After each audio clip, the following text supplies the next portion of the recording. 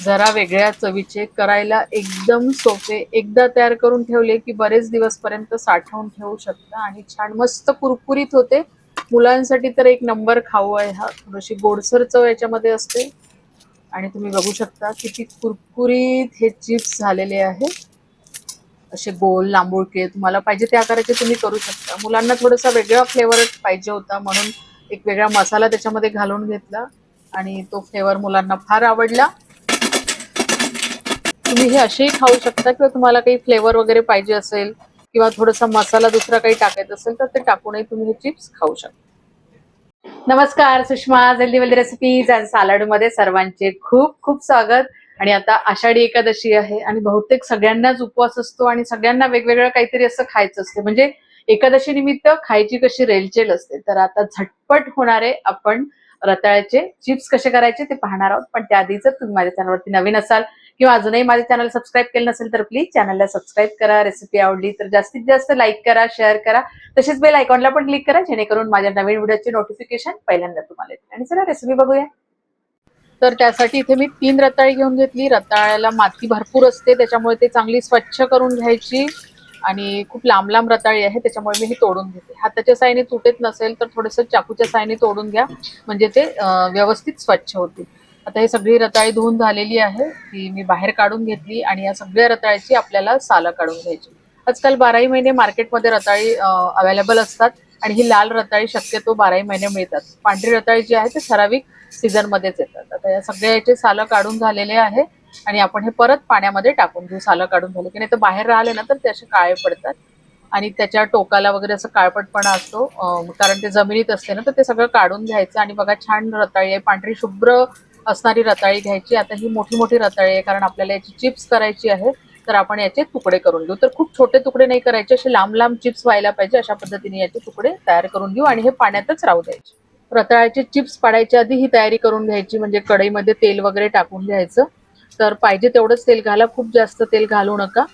तर त्याच्यामधलं आधीचं पाणी काढून घेतलं, ते खूप खराब झालं होतं आणि नवीन पाणी टाकून घेतलं. तर चांगलं वरती येईपर्यंत पाणी त्याच्यामध्ये घालून घ्यायचं आणि आता आपण चिप्स पाडून घेऊ.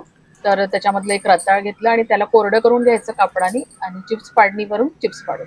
तर तुम्ही असे त्याचे गोल गोल पण चिप्स पाडू शकता किंवा असे लांब लांब पण चिप्स पाडू शकता. तर मी लांब चिप्स पाडणार आहे. तर तुमची चिप्स पाडायची जी मशीन असते ना तर ती कशी आहे त्याच्यानुसार तुमचे चिप्स पडतील. जर त्यांनी खूप पातळ पडत असेल ना तर चिप्स तुमचे पातळ होईल. थोडंसं त्याचा ब्लेड जाडसर असेल तर चिप्स तुमचे जाडसर होतील. आता माझी ही जी चिप्स पाडणी आहे ते एकदम पातळ आहे त्याच्यामुळे त्याचे पातळ पातळ चिप्स पडतात.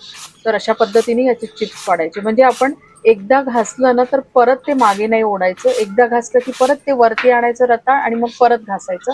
म्हणजे असे छान लांब लांब चिप्स पडतात आणि तुम्ही बघू शकता छान असे पातळ पातळ चिप्स तयार झालेले आहे. आता हे शेवटचं असते थोडंसं तर ते थोडे छोटे छोटे होतात, काही हरकत नाही. आणि बघा छान आपले असे लांब लांब चिप्स तयार झालेले आहेत.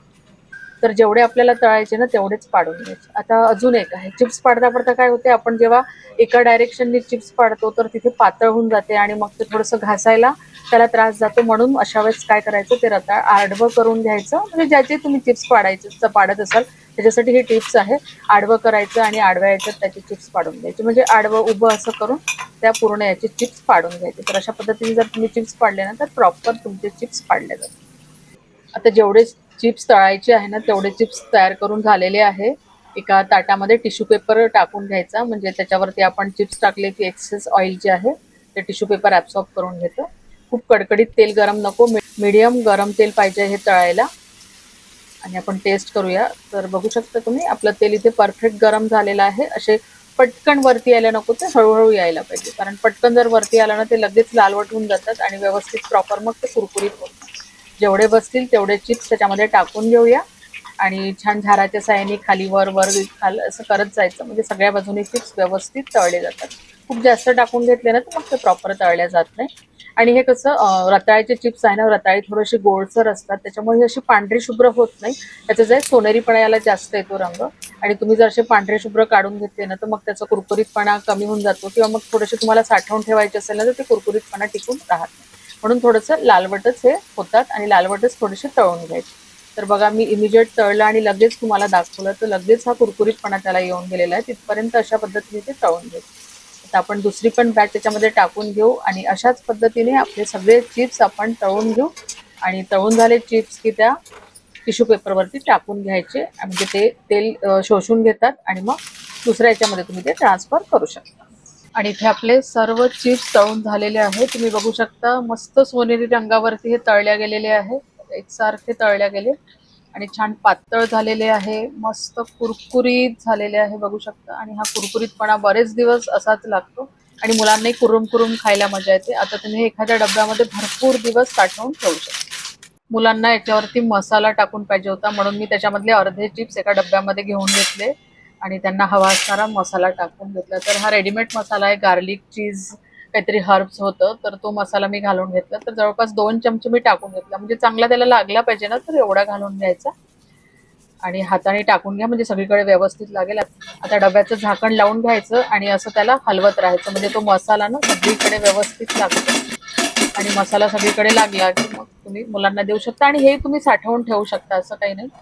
तर मुलांना ही चव फार आवडली असे. किंवा तुम्ही थोडंसं तिखट मीठ घालू शकता, जिऱ्याची पूड घालू शकता, आपला घरचा जो नेहमीचा मसाला असतो तोही तुम्ही त्याच्यासाठी वापरू शकता. आणि ते आपले हे मसाल्यावाले पण तयार आहे.